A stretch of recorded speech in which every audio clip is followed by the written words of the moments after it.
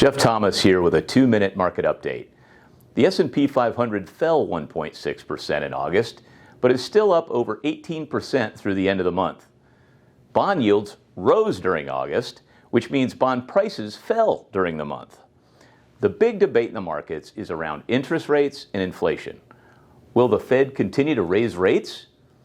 It's unlikely they will do so at the September meeting, but the debate rages for the rest of the year. Both the stock and the bond markets are hypersensitive to every economic data point right now. There are crosswinds. Oil prices are rising while earnings are falling. So, how should you allocate your investments? Let's take a look at our 3 dials dashboard to answer that question. We do have a change in one of our dials this month. The valuation dial moved from neutral to negative. Stocks have rallied nicely this year, mostly on the back of AI hype. Nvidia now trades at over 100 times earnings. That is unsustainable. Earnings across the board are generally falling, so that causes higher valuations.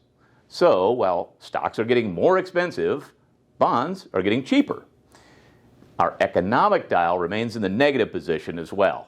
Manufacturing numbers are getting less bad, but they aren't yet positive.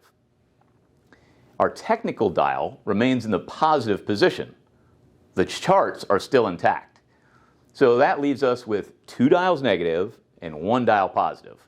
We call that a moderately defensive reading. Here's an interesting stat. Over the last 41 months, stocks have outperformed bonds by more than in any similar period during the last 23 years. A reversion of the mean seems likely. So we're happy to take partial profits in stocks and put the proceeds in bonds with nice yields until stocks provide a better entry point. Rest assured, we're watching the data closely and will alert you of any additional changes. Thank you for your trust.